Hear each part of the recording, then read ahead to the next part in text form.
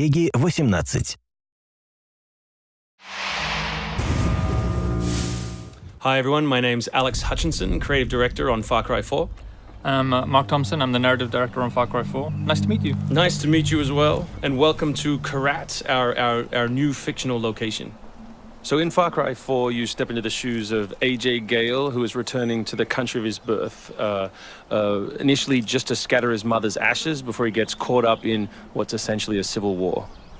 Karat is a fictional place based somewhere in the Himalayas, inspired by places like Nepal and Bhutan, and a bunch of countries from that part of the world.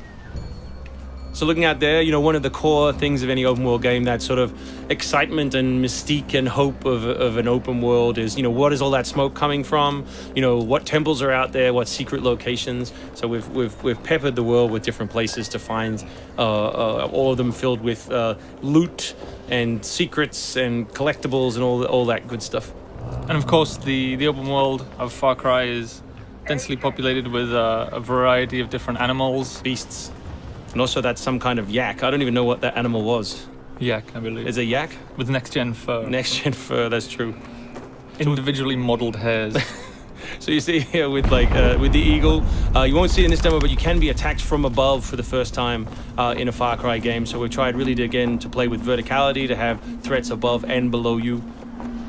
And obviously you can still get involved in the ecosystem of the animals and hunt. And you can throw bait now. Yes, to attract animals. Yeah, and stuff like the eagle stealing the morale of the goat. Like, it isn't scripted, that's just what happens at the intersection of those two different AI systems talking to each other. The goal being that every player tells themselves a different story, that they get different surprises, that they have a different story to tell their buddies when they come to work the next day or go back to school or whatever. So there are a bunch of new tools in Far Cry 4, one of which you'll see here is the grapple. We wanted to make something that allowed you to clamber over those annoying cliffs you sometimes came across in Far Cry 3, and something that would also lean into the much more vertical, much more mountainous regions we were building in this game. And that was a pretty simple example, but the level designers get pretty crafty with the setups. We have these areas we're calling adventure zones in the new game, which will take you to places like temples, which you can see from afar, and force you to use the grapple in sort of really interesting and different ways.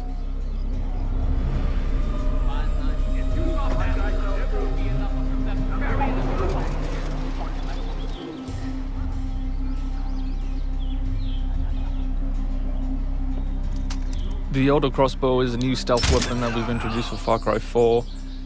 It adds a little more versatility than the bow did in Far Cry 3. Obviously it sacrifices the long range for rapid fire, but it's still a super useful stealth weapon.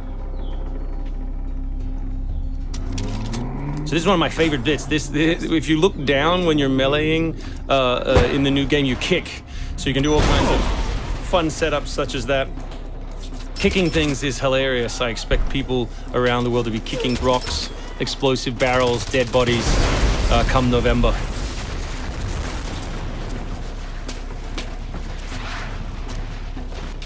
Our goal really was just to provide as many tools as possible, whether vehicles or animals or weapons or goofy stuff, and let people fit them together any way they want.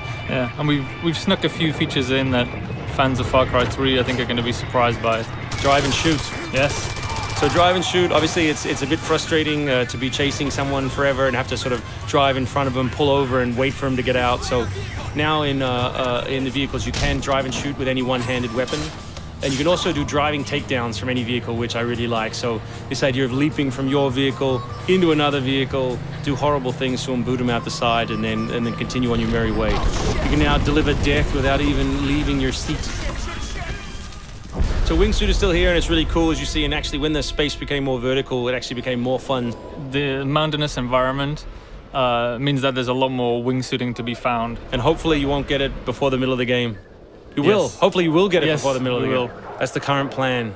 But we are many months away from watching you guys abuse this online. Means that there's a lot more wingsuiting to be found. And hopefully you won't get it before the middle of the game. So here you'll get a look at elephants. Elephants are awesome. Probably my favorite animal in the game. Weaponized in many different ways. You can drive them into a rage, watch them smash the other characters in the world, or you can clamber on top of one and drive it through the gate yourself. My favorite animal is the human animal. It's very Far Cry 2 of you, Mark. Oh, it's the shark of darkness. So co-op is a massive part of the new game. It's one of our big ways of opening up the open world and letting you play any way you want.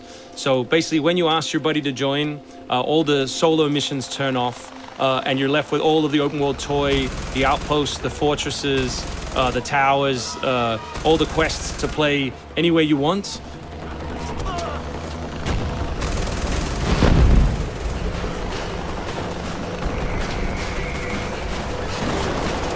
All right, let's do this.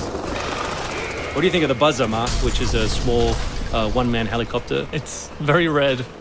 No, but it's cool because it gives like this almost like developer perspective on the world. Like you normally in Far Cry 3 you could never really see an outpost, or you couldn't engage with an outpost from this kind of vantage point, which is really cool. So the outposts from Far Cry 3 were like the template for the fortresses. They're kind of like bigger, better, more badass version of the outpost to More badass. to paraphrase Cliffy B. Badassitude. So imagine charging that vehicle, atop the elephant as opposed to just watching it happen. We spent a lot of money on that feature. A lot of money. Perhaps we could have put that in a video. Very expensive. So thanks everyone for watching. We really appreciate your time, and we look forward to showing you a whole lot more gameplay in the coming months. The game ships, of course, November 18th worldwide on PS3, PS4, Xbox 360, Xbox One, and PC.